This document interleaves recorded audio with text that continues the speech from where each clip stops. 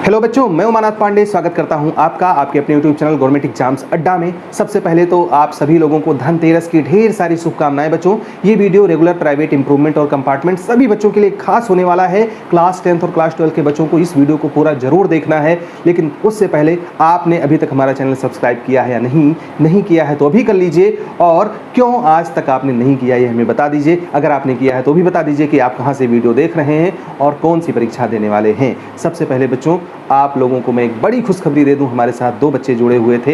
एक का कंपार्टमेंट था और उसने पास किया फिर से इंटरमीडिएट, और अब उसने नीट में सफलता हासिल की है। आप हैं शिवांगी, ग्वालियर मध्य प्रदेश से। और एक शिवम लड़का है लखनऊ का, उसने भी नीट में सफलता अर्जित की है। इन दोनों बच्चों को हमारी तरफ से ढेर सारी शुभकामनाएं। और ऐसे ही बच्चों, अगर आप भी सफलता हासिल करते हो तो आप भी हमें बताओ, हमें बहुत खुशी होती है। सबसे पहले बात करते हैं रेगुलर बच्चों के बारे में। बच्चों, थोड़ा सा डिले हो सकता है आपके एडमिट कार्ड में। टर्म 1 के एग्ज़ाम के बारे में ऑनलाइन क्रैश कोर्स हम शुरू कर चुके हैं और बहुत ही मिनिमम ना के बराबर हमने फीस रखी है।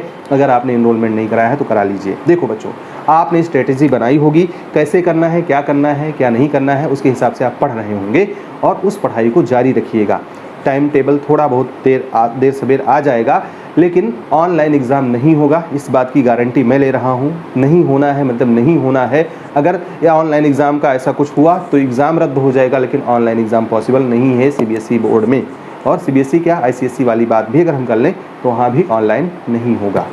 तो ऑनलाइन का चक्कर छोड़िए, ऑफलाइन की तैयारी करिए। जितने तरीके के क्वेश्चंस आने हैं असर्शन रीजन में, बहुत सारे बच्चे गलती करते हैं। इस पर मैंने एक अलग से वीडियो बनाया हुआ है, वो आप जरूर देख लीजिएगा कि असर्शन रीजन कैसे सॉल्व करते हैं।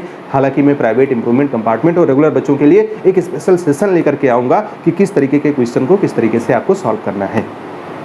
बच्चों, रेगुलर बच्चों की बात तो हो गई, इनका एडमिट कार्ड आ जाएगा, एग्ज़ाम शुरू होने वाला है। हमारे प्राइवेट, इंप्रूवमेंट और कंपार्टमेंट वाले बच्चों के लिए सीबीएसई ने इस बार एक ऐसा रूल लगा दिया है जो कहीं ना कहीं प्रॉब्लम क्रिएट कर सकता है। अभी तक क्या होता था, सबसे पहले तो इसी के बारे में बात करें, फिर फॉर्म के बारे में भी बात करेंगे। बच्चों, अभी तक ये होता था कि अगर आप में से कई सारे बच्चे फेल हो गए हैं, नंबर कम आए हैं या फिर से अटेम्प्ट सही नहीं हुआ, तो वो लोग बिहार बोर्ड से या कहीं न कहीं एनआईओएस से या किसी दूसरे ओपन बोर्ड से फॉर्म भर देते थे। उधर वो चलता रहता था, उधर सीबीएसई का भर देते थे। अब की बार सीबीएसई आपसे एक डिक्लेरेशन ले सकती है जिसमें आपसे ये कहा जा सकता है कि आपने किसी दूसरे बोर्ड में अप्लाई नहीं किया है। अगर आप किए होंगे तो कहीं ना कहीं आपका डेटा फेच होकर के आपके साथ में प्रॉब्लम क्रिएट हो सकती है। तो इन बच्चों के लिए थोड़ी सी दिक्कत हो सकती है। और वैसे भी रेगुलर के लिए तो सीबीएसई ने लागू कर ही दिया है कि रेगुलर बच्चे 2 बोर्ड से एक साथ में अप्लाई नहीं कर सकते और ऐसे बच्चों की स्क्रूटनी जारी है। बच्चों, एक बात मैं और बता दूं, अगर आप प्राइवेट, इंप्रूवमेंट और कंपार्टमेंट हैं तो मिड नवंबर तक आपके फॉर्म्स आ जाएंगे। एक बात कंफर्म हो गई है कि आपका ना तो टर्म 1 होना है अब और ना टर्म 2 होना है। अब आपका एक स्पेशल एग्ज़ाम करवाया जाएगा जिसके लिए सैम्पल क्वेश्चन पेपर वही रहेगा जो पिछले साल का था। इसके बारे में सीबीएसई की डिटेल्ड गाइडलाइन आने वाली है और उसी के हिसाब से आपको परीक्षा देनी होगी। मैं फिर से बता दूं, इसका पेपर सीबीएसई की वेबसाइट पे प्रेजेंट है और वहां से आप डाउनलोड कर लीजिए। वहां पर 2 तरीके का सिलेबस दिया हुआ है, दोनों में देख करके बच्चे कंफ्यूज हो रहे हैं कि कौन सा हमें पढ़ना है। देखो बच्चों, 2 तरीके का सिलेबस, एक नॉर्मल सिलेबस है और एक टर्म 1 और टर्म 2 का अलग अलग सिलेबस दिया है। मतलब एक ही सिलेबस में टर्म 1 एक जगह दिया है, टर्म 2 एक जगह दिया है। तो टर्म 1 और टर्म 2 आपको नहीं पढ़ना है। जो नॉर्मल सिलेबस दिया है, 30% डिलीटेड टॉपिक्स हैं उसमें, वो वाला सिलेबस आप डाउनलोड कर लीजिएगा। कोई प्रॉब्लम आ रही होगी तो हमें बता दीजिएगा, हम आपको वो सिलेबस प्रोवाइड करवा देंगे कि कौन सा सिलेबस आपको पढ़ना है। हेलो बच्चों, जब से पैंडेमिक स्टार्ट हुआ है तब से हम देख रहे हैं कि हमारे एजुकेशन पॉलिसीज़ में काफ़ी सारे चेंजेस हो रहे हैं। और उसमें भी अगर आप सीबीएसई के क्लास 10th या 12th में पढ़ रहे हैं तो आपको पता ही होगा कि रिसेंटली सीबीएसई ने अनाउंस किया है कि बोर्ड्स के एग्जाम इस बार 2 पार्ट्स में होंगे, जिसमें फर्स्ट पार्ट यानी कि टर्म 1 एग्जाम नवंबर-दिसंबर में होने वाला है, जो कि एमसीक्यू बेस्ड होगा, जिसमें 40 नंबर के क्वेश्चन आपसे पूछे जाएंगे। ये काफ़ी रिसेंट चेंजेस हैं और हमें से बहुत सारे लोगों को पता भी नहीं है कि इसे अटेम्प्ट कैसे करना है, क्योंकि कोई मॉक सीरीज भी अभी तक अवेलेबल नहीं है। लेकिन आपको ज़्यादा टेंशन लेने की जरूरत नहीं है, क्योंकि अनअकैडमी लेकर आया है खास आपके लिए all India mock test for class 10th and 12th। इस टेस्ट की डिटेल्स कुछ इस तरह से हैं। बच्चों 11 सितंबर से हर सैटरडे, संडे, मंडे, ट्यूसडे को शाम 5 बजे क्लास 10 के मैथ और साइंस, क्लास 12 के physics, chemistry, mathematics, biology, accountancy, business studies और इकोनॉमिक्स के टेस्ट करवाए जाते हैं। लेटेस्ट सीबीएसई के एग्जाम पैटर्न के हिसाब से बनाए गए इस टेस्ट में आपको मिलेगा ऑल इंडिया रैंक और डिटेल्ड स्कोर कार्ड, जो कि आपको लाइव टेस्ट के बाद मिलेगा। डिटेल परफॉर्मेंस रिपोर्ट से आप पता कर पाएंगे अपनी स्ट्रेंथ और वीकनेस। इतना ही नहीं बच्चों, टॉप 3 विनर्स को मिलेगा प्लस सब्सक्रिप्शन 31 दिसंबर तक, और हर सब्जेक्ट के टॉपर को मिलेगा 1-to-1 मेंटरशिप टॉप एजुकेटर से। तो लर्नर्स, इससे बेहतर मौका नहीं मिलेगा आपको प्रैक्टिस करने के लिए आपके एग्जाम, टर्म 1 एग्जाम के लिए। डिस्क्रिप्शन में लिंक दिया है, अभी जाएं, फ्री में इनरोल करें और यूज़ करें मेरा कोड GEA। आप इसी कोड को यूज़ करके अनअकैडमी सब्सक्रिप्शन के किसी भी सब्सक्रिप्शन पे पा सकते हो 10% ऑफ। मतलब अब आपको स्ट्रेटजी टोटली चेंज करनी पड़ेगी, और इसके लिए आपको 2 तरीके का टाइम टेबल बनाना पड़ेगा। एक तो जो आपने अभी तक नहीं पढ़ा है या जिस चीज़ में आपको प्रॉब्लम है उसका टाइम टेबल बनाएंगे, उसको हाईलाइट कर देंगे कि इन चीज़ों को हमको पढ़ना है। दूसरा है कि जो चीज़ें आपने पढ़ रखी हैं लेकिन रिवाइज करना है, उसका टाइम टेबल अलग बनेगा। तो 2 तरीके का टाइम टेबल बनेगा। एक तो बनेगा आपकी पढ़ाई का, जो आप पढ़ोगे, और दूसरा आपका बनेगा कि रिवीजन क्या करना है। और रिवीजन बहुत इंपॉर्टेंट फैक्टर है बच्चों। अगर आप रिवीजन नहीं करोगे तो जो कुछ भी आपने पढ़ा है वो आप भूल जाओगे। इन दोनों का टाइम टेबल आप बना लो। जो नहीं पढ़ा है उसमें वो टॉपिक्स रखोगे, उतना टाइम दोगे कि जितने में आपका कवर हो जाए। आप में से कितने लोग इस बात को सिंसियरली समझ रहे हैं मैं नहीं जानता, लेकिन समझ लो कि अगर आपने पढ़ाई आपकी ढंग से नहीं हुई है तो इसको ज़्यादा टाइम देना है। अगर ये ज़्यादा अच्छे से हुआ है तो रिवीजन को ज़्यादा टाइम देना है और ढंग से देना है। अगर आप नहीं कर पाए तो कहीं ना कहीं आप फिर से फेल हो जाओगे। मैंने बहुत सारे बच्चों को गाइड किया है, और जो बच्चे बार बार फेल होते हैं उनके साथ एक प्रॉब्लम होती है कि वो बात नहीं मानते। अभी देखो, आप में से कई सारे बच्चे यहाँ आएंगे, कहेंगे कोटा पूरा करने के लिए वीडियो बना रहे हो। कुछ बेवकूफ़ ऐसे होते हैं जिनको बस खाली उल्टी सीधी बातें बोलनी होती हैं और ये बार बार फेल होते हैं। हम कह रहे हैं कि जब तुमको ये बात समझ में आ गई कि मैं रिपीटेड वीडियो बना रहा हूँ, उसका कोई कारण होगा ना। बच्चे नहीं समझ पा रहे हैं, बच्चों को गाइड करना है। तुम्हें रिपीटिव नहीं देखना तो मत देखो बेटा, तुमको ज़बरदस्ती तुम बुला के लाया नहीं हूँ ना, तुम्हें देखना है। हमारे हज़ारों बच्चे फॉलो करते हैं। मैं एक बात बोल देता हूँ, बच्चों ये करना है, बच्चे वो कर देते हैं। हम कहते हैं इस लिंक पे क्लिक करना है, ये करना है, वो बच्चे हमारे ऊपर आंख मूंद करके विश्वास करते हैं। अगर तुम नहीं करते हो तो तुम मत आओ हमारे चैनल पर, कौन तुम्हें बुला रहा है। लेकिन जो बच्चे विश्वास कर रहे हैं उनको तुम नहीं बरगला सकते।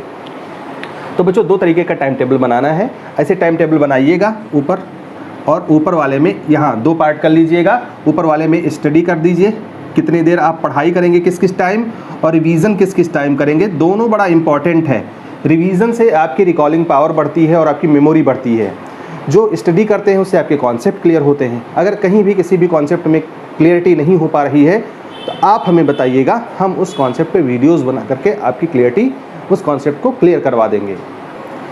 आज मेरी बहुत इंपॉर्टेंट बात हुई है सीबीएसई के कंपार्टमेंट इम्प्रूवमेंट और प्राइवेट एग्ज़ाम से रिलेटेड, जिसमें कुछ बातें समझ में आई हैं। एक तो बच्चों नया पैटर्न होगा आपके एग्ज़ाम का, और कहीं ना कहीं पेपर उतना ही टफ आएगा जितना टफ पिछले सालों में आता रहा है। आपने अभी पिछला वाला ही पेपर देखा होगा किस तरीके का पेपर आया था। अगर हम मैथमेटिक्स की बात छोड़ दें तो केमिस्ट्री और फिजिक्स का पेपर आप देख लीजिए, अकाउंटेंसी का पेपर देख लीजिए, बायोलॉजी का भी पेपर बहुत ईजी नहीं ही था।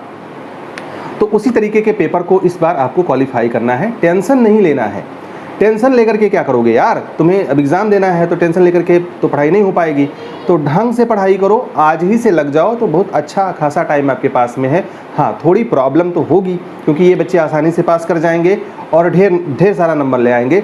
तुम्हें पढ़ना पड़ेगा और अपने आप को फिर से प्रूव करके दिखाना पड़ेगा, क्योंकि अब वो सिस्टम तो तुम्हारे लिए वर्क ही नहीं करेगा जो इन लोगों के लिए वर्क कर रहा है। तो ये काम तुम कर लो, ये दोनों काम कर लो। और अगर तुम हमारे अच्छे फॉलोअर हो, तुम हम पे विश्वास करते हो और रियली हमसे जुड़ना चाह रहे हो, तो फिर आप हमें ये दोनों टाइम टेबल बना करके हमारे व्हाट्सअप नंबर पे भेज दो। व्हाट्सअप नंबर मैं यहाँ लिख दे रहा हूँ 9628150142। अब देखो यहाँ पर अगर तुम तुरंत चाहोगे कि मुझे कुछ मिल जाए, तुरंत रिप्लाई मिले, मैंने इधर कहा, इधर क्वेश्चन किया, उधर हमें रिप्लाई मिल गया, तो हो सकता है ऐसा ना मिल पाए, क्योंकि हज़ारों बच्चे मैसेज करते हैं दिन में और कुछ लोग तो रात भर मैसेज किया करते हैं। पता नहीं किसी और को करना है, मैसेज मुझे करते रहते हैं। या हो सकता है किसी और को भी कर रहे हों और मुझे भी एक मैसेज डाल दिया, सर अरे बच्चे रात में 2 बजे पूछते हैं हाउ आर यू सर, जाग रहे हैं सर, किस हो रहे हैं, तो ऐसे भी मैसेज आते हैं। खैर इस पे मैसेज करना, ये टाइम टेबल बना करके फिर हम आपको गाइड करेंगे कि किस तरीके से गाइडेंस आपको मिलेगा और किस तरीके से आपको पढ़ाई करनी चाहिए। थोड़ा सा परिवर्तन आप में है। जिन बच्चों ने री एग्ज़ाम के लिए मतलब री चेकिंग के लिए अप्लाई किया था, परेशान है कि हमारी कॉपी क्यों नहीं चेक हो रही, बच्चों मैं एक बार फिर से क्लियर कर दे रहा हूँ, क्योंकि मैसेज आपके बार बार आ रहे हैं ना, एक बार फिर से क्लियर कर दे रहा हूँ कि ये रीज़न वाइज होता है कि किसी रीज़न में टीचर का अरेंजमेंट हो गया उस सब्जेक्ट में, उन्होंने उसको चेक करवा दिया, कहीं नहीं हुआ तो एक साथ कॉपी नहीं चेक होनी है और ना एक साथ रिजल्ट आना है। कभी कभी तो ये भी देखा गया कि रिजल्ट डेढ़ महीने बाद आया है। थोड़ा सा धैर्य आपको रखना पड़ेगा। जैसे ही लिख करके आए मिस्टेक लेटर सेंट, जान लीजिए कि आपका नंबर बढ़ गया है। नॉर्मली 99% केसेस में बढ़ा ही होता है, 1% में कम भी हो गया होता है। अगर लिख के आता है नो एरर फाउंड, मतलब जान लीजिए कॉपी तो चेक हो गई लेकिन नंबर आपके उतने ही रह गए जितने नॉर्मली थे। अब उसमें नंबर घटने बढ़ने की ज़रूरत नहीं है, कुछ नहीं होगा। अब आपको फिर से पढ़ाई करनी है, इसके खिलाफ आप कुछ कर भी नहीं सकते। तो CBSE ने ये जो रूल लगाया है बच्चों कि इस साल आप 2 बोर्ड्स एक साथ नहीं कर सकते, ये प्रॉब्लमेटिक है। आप में से कितने लोगों ने ये काम किया है ये हमें ज़रूर बताइएगा कमेंट करके। बाकी कितने लोग आप हमारे ऑनलाइन सपोर्ट ग्रुप से जुड़ना चाहते हो ये भी बताइएगा, तो मैं फिर बताऊंगा कि किस तरीके से हम आपकी हेल्प कर सकते हैं। हमारी ढेर सारी शुभकामनाएं आपके साथ में हैं। All the best, may God bless you. Thank you for watching this video.